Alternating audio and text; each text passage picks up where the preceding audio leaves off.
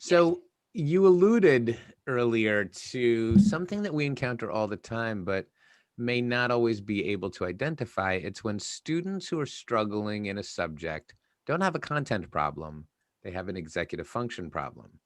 How can parents and educators differentiate between the two? When is it appropriate to bring in a content specialist, and when is it appropriate to address executive function? Okay, so the thing is, if the grade is like in the beginning of this school year, it's all nice and fresh and everything, and after the second marking period is when it starts falling. So the parents need to see whether it's the concept that they're not understanding. Is it something that's being taught that they need additional help with? That's when a tutor can help.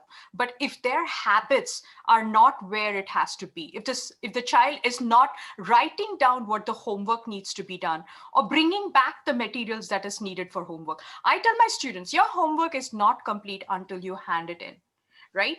And also they make mistakes in their test, like in the math test they make silly mistakes, they don't look over their work, right? Or they have sustained issue problems, they're distracted, right? You have Discord, you have Google Chat, you have everything. That's one thing that is like so difficult during this online learning, is the distractions, right? So is that something that's playing a part, right? I have my students where 1 hour they need to study without distractions. So these are the components that the parents need to look at.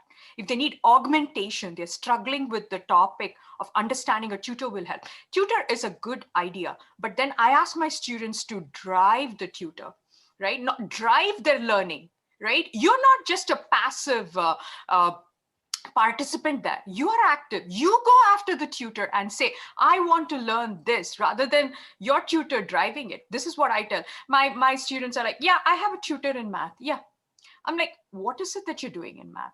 So that tutor might be teaching a concept that might not be relevant to your subject. So you need to tell them, hey, I learned this in school today, and I'm not very clear about it. Can you please go over it?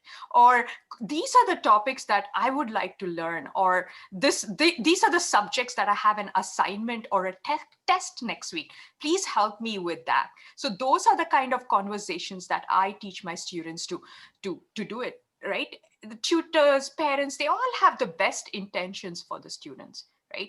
But the child needs to recognize how to drive it, right? Sustained attention and motivation is another problem that I see.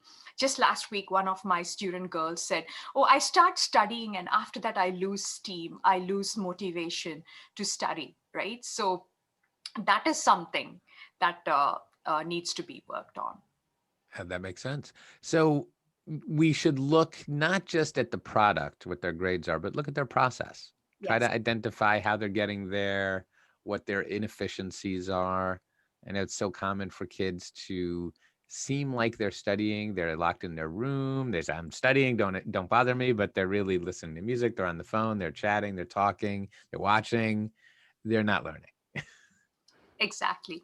So this is one of the other things that I tell my children. The cell phone is they need to keep the cell phone in their charging stations in the beginning of the hour, like 8 o'clock, 9 o'clock, 10 o'clock. They get to go check their phones for 5 minutes. But I don't want them to keep their phone with them because of the dopamine. Each time there's a ding, they're restless, right? It's like a drug. Like, so those are some of the strategies that I teach them. Like after school they can keep the cell phone with them, but this is one of the things. And also the 1 hour that they're studying, I don't want them like chatting with friends, no like any internet or anything, like pretty much paper and pen, right? And I've also seen a little bit of cheating going on during the coronavirus, because they talk to each other to do their homework on Mhm. Discord or Google Chat and all that. They themselves came and told me.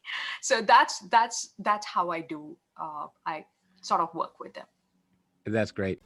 We hope you enjoyed this video as much as we did. You'll find plenty more like it when you explore the Test and the Rest channel. Be sure to comment, share, and subscribe for a constant stream of insights into learning, education, testing, and admissions. For full podcasts and amazing resources, find us at testsandtherest.com.